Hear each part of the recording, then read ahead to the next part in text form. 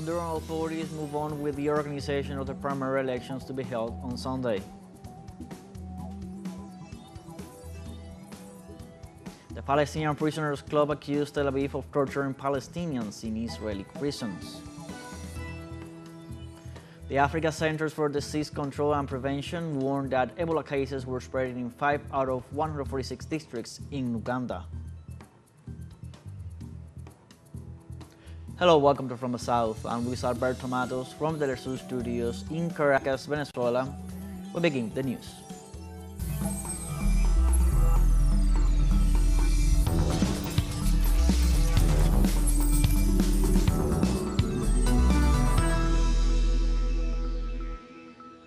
In Honduras, the last operations for the primary elections this Sunday, March 9th, are being carried out with distribution of the voting material to the 18 departments of the country. The materials include 24,858 electoral suitcases, 8,258 technological kits, and 24,858 biometric devices for the use of voting centers. The distribution is being carried out by the nation's armed forces under the guidance of the National Electoral Council and expected to be completed by this Saturday. The president of the National Electoral Council, Cosette Lopez, urged electoral personnel to use the voting documents and devices properly in order to guarantee the transparency of the polls.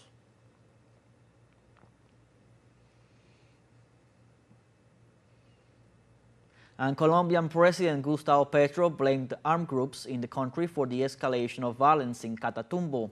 The president affirmed that the offensive of the armed groups has caused the death of dozens of civilians, including minors, for the control of illicit plants grown in Catatumbo. Petro informed that his government earmarked an additional $500 million for the region's security, social services, roads, and the substitution of coca crops. He also reiterated his administration's commitment to transform the Catatumbo region, ravaged by decades of violence, with concrete actions focused on the urgent needs of the population to live in peace. Las armas volvieron al Catatumbo. Diferentes actores, pero básicamente dos. El Frente 33. The guns are back in Catatumbo. Different actors, but basically two, the 33rd Front of the FARC that says they are dissidents today, and the ELN, that has two versions, the ELN that has been in Catatumbo for a long time, for decades, and the ELN that arrived unexpectedly. The ELN that arrived unexpectedly is the cause of the commotion. No one expected it. We knew there was a conflict. And the national government, and this has to be clearly recorded in the history of the Catatumbo, had a negotiating table with the 33rd Front and a negotiating table with the ELN. It is not that we turned our back to peace process, or that I suddenly put on a military uniform and took a rifle, like when I was a young man. We were discussing peace. Nosotros estábamos hablando de paz. Social organizations mobilized in Peru to demand the cancellation of the mining project that they claim will affect the water supply in the cities of Lima and Callao. Demonstrators gathered outside the legislature for a day-long protest against the mining project scheduled to be discussed in Congress Friday. The project seeks to build an underground mine that is said to affect at least 11 million people and would allegedly prevent them from having drinking water in their homes. The hearing for the approval of the project was scheduled for 9 a.m. Friday, but was requested to be postponed due to health issues of the judge ruling the case. And during her morning press conference on Friday, Mexican President Claudia Sheinbaum said the United States does not need to impose any tariff on Mexican products because Mexico does not impose any tariff on imports from the United States. Nos quedamos igual. Well, we're in the same situation. Why? Because if we don't impose tariffs on what we import from the United States, then the United States doesn't need to impose any tariff on what we export to the United States. Is that clear? And the Mexican president also emphasized that the achievements in the integration with the United States regarding the auto production have been possible because of a treaty that establishes a tariff-free policy on both directions. We have a treaty by which practically all the products, perhaps with the exception of the 10% that is exported to the United States, are tariff-free. We don't charge anything on what we import from the United States. That is why there has been so much integration in the auto production. In Brazil on Friday, President Luis Inácio Lula da Silva took part in a ceremony to hand over expropriated plots of land in Campo do Meio, Minas Gerais. At the event organized by the Landless Workers Movement, the president signed 7 decrees that aim to move forward the agrarian reform, totaling more than 13,000 hectares and over $30 million in investments, which have the potential to assist around 800 families. In addition, as part of the Terra da Gente program, the head of state allocated over 12,000 plots of land to families camped in rural settlements, totaling more than 300,000 hectares spread across 24 states nationwide. The action is a victory for the 459 families living in the territory after years of struggle for the land. We now have a first short break coming up. Remember first that you can join us on TikTok at teleSUR English, where you'll find news in different formats, news updates, and much more. We'll be right back. Stay with us.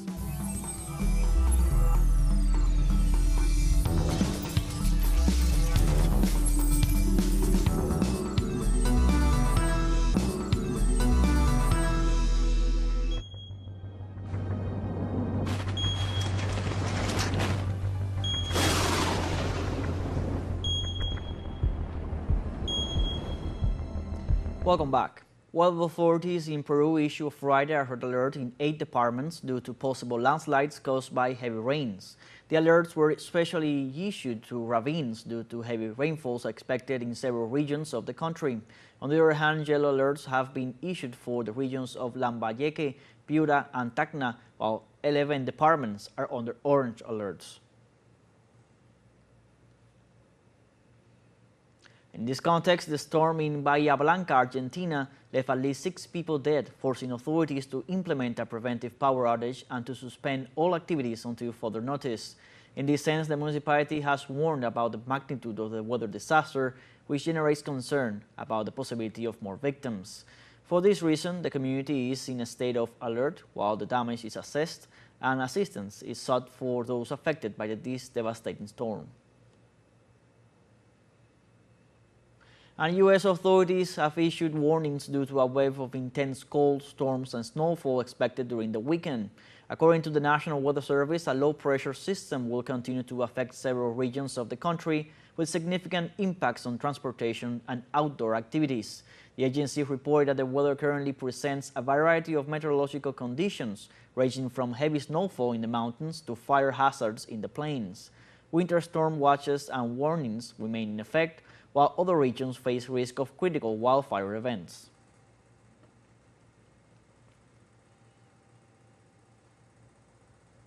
And in Spain, Murcia authorities requested the national government to declare a disaster zone for the areas affected by the heavy rains. Official sources reported that the floods impacted other regions in southern and eastern Spain, including Catalonia, the Valencian community, and Andalusia. The rains led to the closure of roads and the suspension of school and activities in social centers. For its part, the state weather agency issued an orange alert urging citizens to avoid unnecessary travel. The agency also warned that although the situation in the capital is not critical, the significant rise in the level of the Segura River has raised concerns among residents.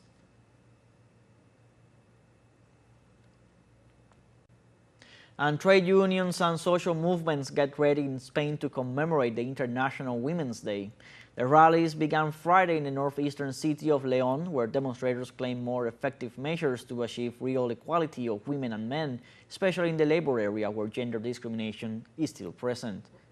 On Saturday, the official celebration will begin with a political rally at 10 a.m. local time with the participation of León's city and provincial councils, the university, the territorial delegation of the Junta de Castilla y León, and the subdelegation of the government. Celebrations will continue with demonstrations organized by feminist and social movements along the streets of the city of León.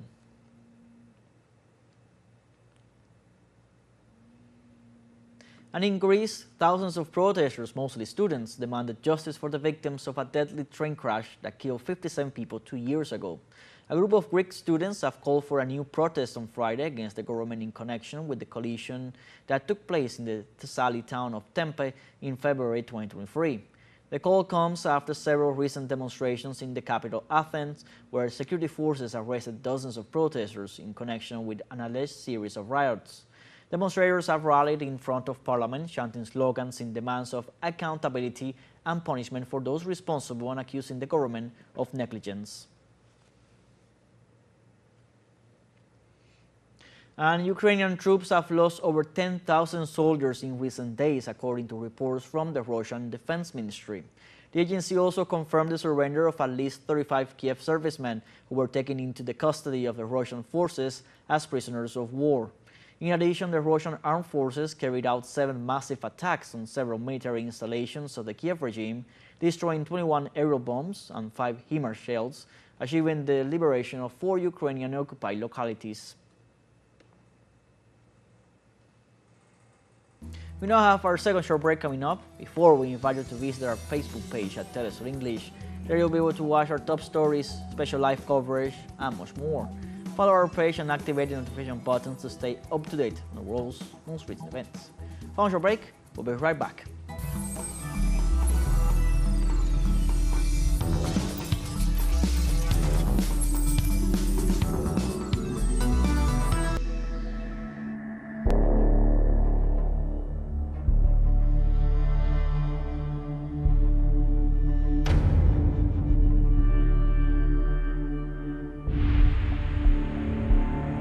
Welcome back. The Lebanese army accused the Israeli occupation army of continuing its aggressions against the country's sovereignty. The nation's army leadership reported a series of Israeli attacks against the civilian population in the south of the country and in the eastern Bekaa Valley region. It also accused Tel Aviv of still occupying territories on the land borders, threatening national stability and security in clear violation of the ceasefire agreement. The Lebanese army reiterated its support to the return of displaced citizens by removing unexploded ordnance, clearing debris, and reactivating roads. And the Palestinian Prisoners Club accused Tel Aviv of torturing Palestinians in Israeli prisons. The accusation followed the visits of legal teams to the Israeli prisons and the testimonies of Palestinians released by Tel Aviv. On the other hand, the Palestinian Ministry of Detainees and Ex-Detainees Affairs urged the United Nations to investigate the cases, which have also included the death of Palestinians due to mistreatment, lack of food, lack of medical care, and sexual aggression. The Palestinian Foreign Ministry also joined the request for the investigation. On the other hand, on the occasion of the International Women's Day, the Palestinian Central Statistics Office denounced that more than 70% of the victims of the genocide and aggression in Gaza are women. The report issued by the government entity shows the difficult situation faced by Palestinian women after more than 15 months of Israeli intensified aggression. Zionist genocide left more than 12,316 women dead in Gaza and an unsafe social environment for the survivors. Many of them lost their children and face health and psychological challenges, as well as a lack of basic living resources.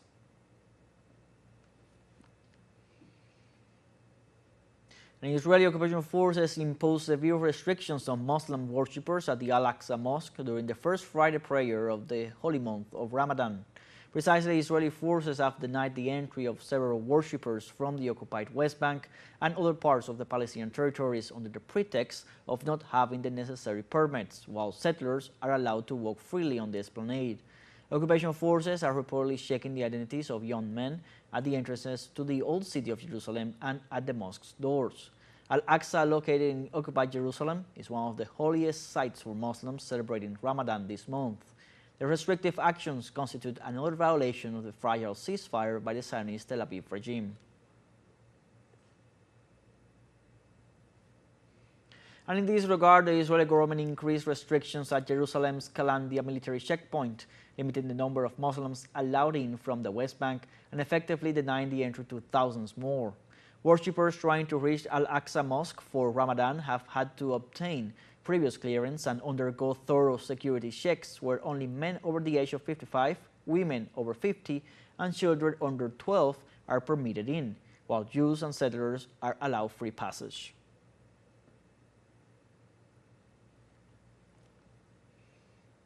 In other news, the Syrian resistance movement has taken over the Naval Command Center and other strategic positions in Latakia after clashes with de facto government forces.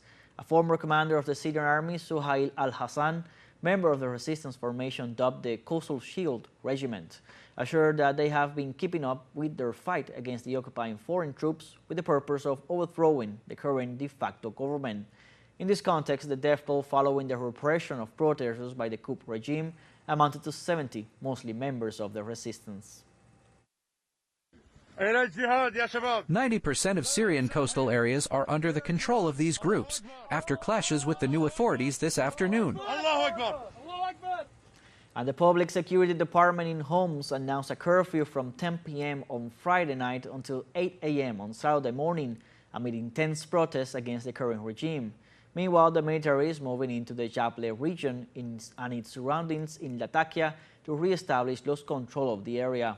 During the clashes, the de facto government has reported attacks on checkpoints and patrols in and around Japle.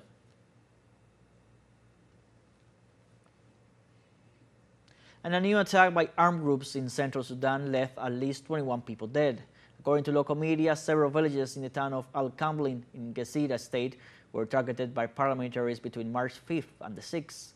In this context, the civilian organization Gezira Conference announced that the region is suffering shortages of food and medical supplies, resulting in the death of dozens of people, including the elderly and children.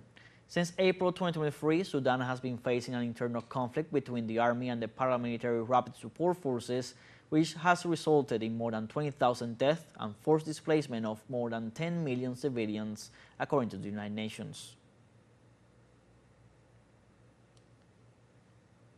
And the Africa Center for Disease Control and Prevention warned that Ebola cases were spreading in 5 out of 146 districts in Uganda.